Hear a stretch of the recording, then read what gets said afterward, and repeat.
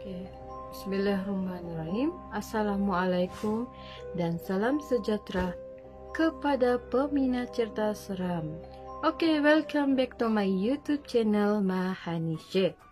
Oke, seperti biasa saya akan kongsikan cerita seram, cerita pengalaman-pengalaman dari saya sendiri, keluarga saya, serta rekan-rekan di luar sana.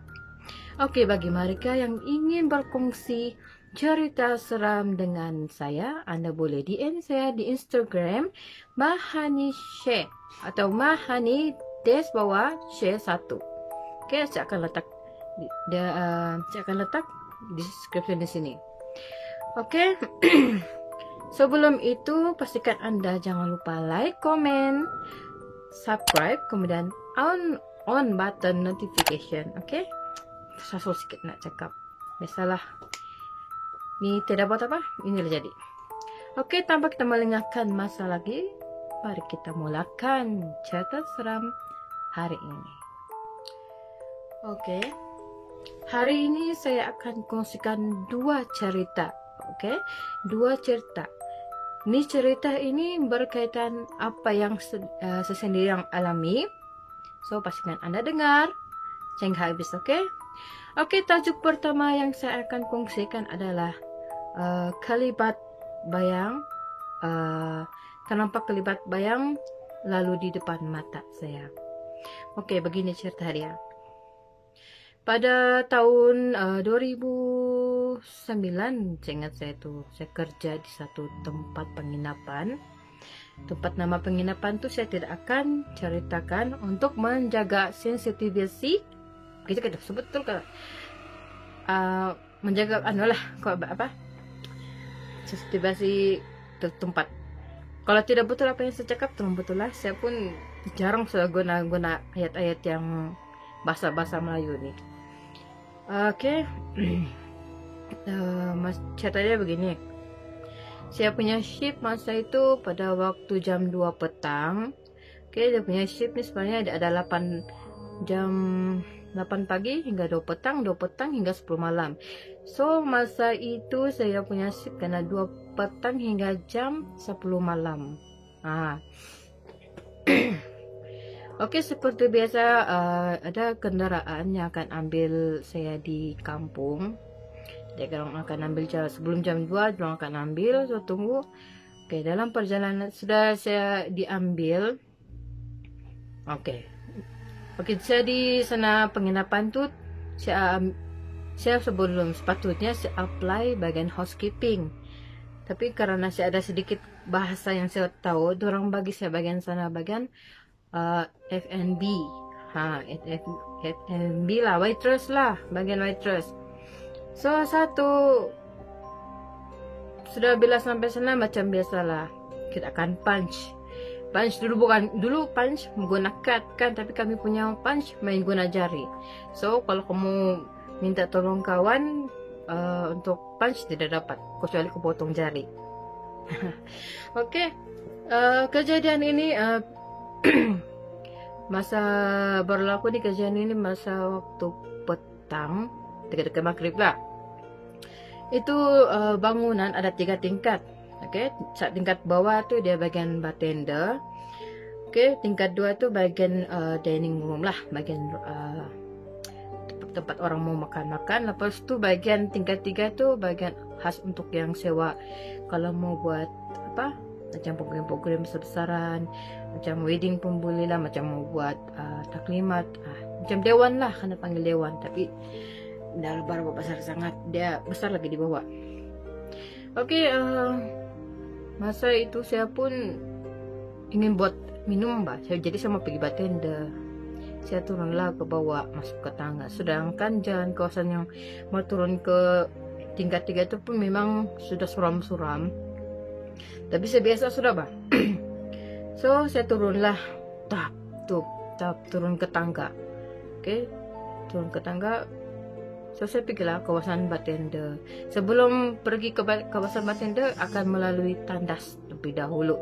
Oke, so turunlah, kemudian saya pergi bartender. Masa itu di bartender itu tidak orang.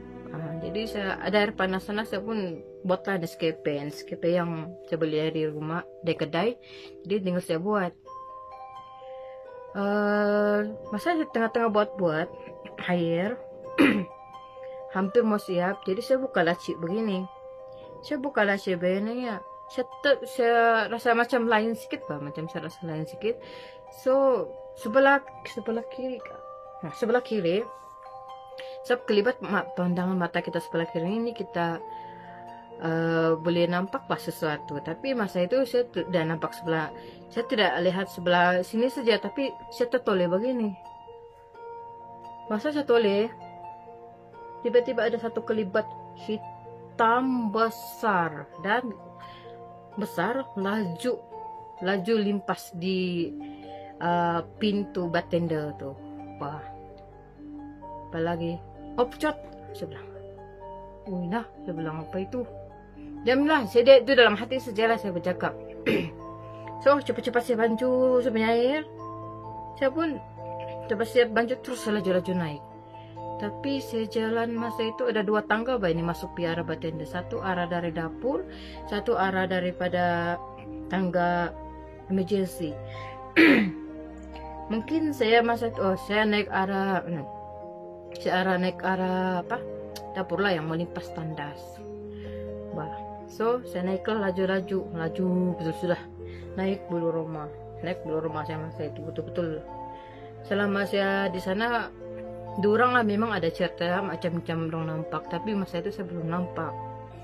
Ini kali saya ternampak tuh kelibat hitam. Dia sangat laju lah, mungkin dia pun tuh kelibat hitam pun mungkin terkejut saya nampak dia.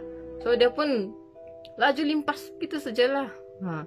So masa balik malam itu sudahlah saya nampak tuh benda. Lepas tuh malam tuh masa itu saya ingat saya sudah kawin gitu. Saya belum kawin nih gitu. So baliklah dalam perjalanan balik malam tuh sudahlah tempat kawasan saya mau balik itu gelap tidak lampu. Saya perlu ada berapa macam 10 meter lagi saya mau masuk ke dalam masuk rumah. So selalu sebelum saya selalu saya ada karena kacau. Bila saya balik malam mesti ada bunyi ikut di belakang bawa berjalan. Jadi saya akan pasang Walkman. Tahu kan Walkman dulu pasang Walkman, kemudian pasang kuat-kuat, kemudian jalan. Sejak saya pasang itu saya tidak dengar lagi lah yang bunyi jalan. Jadi steady sajalah jalan balik sampai rumah. Oke. Besok dia nasib baik masa itu saya cuti. Saya demam. Saya demam panas karena terkejut nampak tuh itu kelibat lah. Lepas habis cuti itu saya sehat lah sebab tidak juga lah sampai terbawa-bawa di rumah. Tidaklah sampai terbawa-bawa rumah lah tuh. Saya coba demam sajalah dalam 3 hari itu sih oke. Habis itu setelah kerja balik,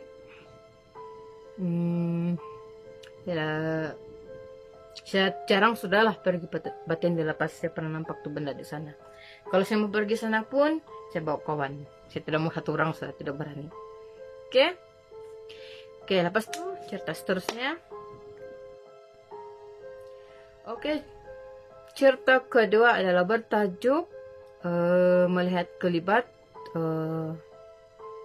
macam mana mau buat tajuk nih? Terlihat satu susuk badan yang kurus dan tinggi itu dalam 10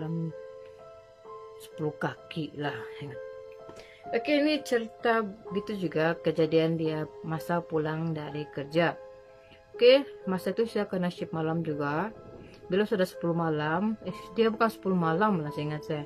Dia memang kami tak dapat koran tahun, saya lewat sedikit balik. So 12 malam itu saya balik. Kami ada jamuan-jamuan di sana, ada program jamuan luar, jadi kami terpaksa overtime. Selesai semua itu sampai jam 12 malam sudah selesai, kami baliklah karena antar tuh bus penginapan antarlah bus kami di kampung balik rumah. First saya yang duluan kan antar sebab banyak lagi pekerja-pekerja di kampung lain. Masa sudah yang saya balik itu, saya turun ada satu simpang. Saya doang tidak akan pintar sampai ke rumah. Masa saya turun di sana, masa itu keadaan di luar semua terang bulan lah, masa itu memang terang bulan. Nah ini tengah malam kan, so saya pun turun lah ke bawah, jalan ke bawah, mungkin ada dalam berapa menit atau dalam 30 langkah itu, masa itu saya terbiasa, saya tetap pakai apa tuh Walkman, dengar, sebab saya terbiasa, asal kalau saya tidak pakai itu nggak ada lah saya dengar pak, tapi saya pakailah. Setelah saya sampai 30 langkah tuh saya akan masuk simpang ke rumah saya. So saya ini pun tidak cakap berani itu tidak juga lah, tapi mencoba. Saya ini pun suka menoleh-noleh lah, tengok sana, tengok sini, tengok sana, tengok sini, tidak. So jalan sudah sampai ke 30 langkah sana tuh, saya terpandang di depan. Depan. Saya nampak di depan. Di depan tuh ada dalam langkah 30 langkah itu kan, ada dalam 10 langkah depan saya tuh, saya ternampak satu susuk. Lah, satu susuk. Marah bisa begini. Apa itu Saya tengok orang pun tidak, sebab kalau tengok orang, kalau orang kita boleh tahu bah, tapi kalau saya tengok dia tidak baju, tuh orang itu lembaga itu tidak baju, dia tinggi, dia macam lelaki lah, dia sangat tinggi, tidaklah tinggi yang sangat galak, itu tinggi betul itu. Dia mungkin tidak, ketinggian dia tidak normal, bukan macam manusia bah, paling manusia pun 7 kaki gitu kan, ini nggak lebih 10 kaki saya nampak tuh tinggi dia, tinggi betul. Saya balik tengok apa itu saya jalan lah.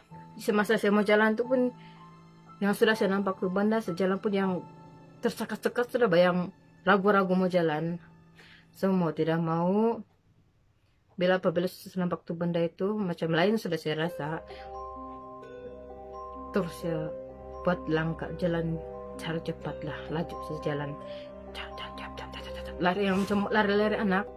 Saya lari anak sampai ke rumah, saya ada pakai kunci kan, buka pintu, masuk, terus pergi cuci muka semua, ambil wudhu, masuk dalam rumah, masuk terus pergi bilik. Wih, sana lah saya bawa pikir-pikir, apa pula benda tuh Sebab sebelum ini, sebelum saya nampak ini di lembaga, orang kampung sudah pernah nampak nih benda. Oke, dia sudah pernah nampak. Masa dorang bujang-bujang lah, yang saya nampak nih masa sudah kawin, sudah berumah tangga, belum ada anak lagi masa itu. Dorang pernah nampak kawasan sana juga, so masa itu saya yang nampak. Tapi itulah saya tidak pergi tengok lah, saya nampak dari jauh. Terus saya balik, terus ya laju lah saya balik gitu. Nasib tidak ikut belakang, kalau ikut belakang habis lah saya berteriak. Sudah dalam masa itu rumah di sana masih kurang mbak, jadi itulah buat pikir katakan orang kan tengah malam sudah ini, lagi pun tinggi betul itu. Dia bilang di kampung mana ada yang tinggi macam tuh. So itulah cerita kedua saya. Oke, yang lepas saya nampak itu benda itu, saya tidak pernah lagi tengok, saya tidak pernah nampak lagi lah. Lepas itu saya tidak pernah nampak lagi, sebab asal saya balik malam, saya cepat-cepat balik, saya tidak akan tengok lagi kiri kanan mana, terus tengok jalan saja, tengok jalan lagi lah, saya tidak tengok lagi begini, tak berani lagi. Oke, itu saya cerita kedua saya.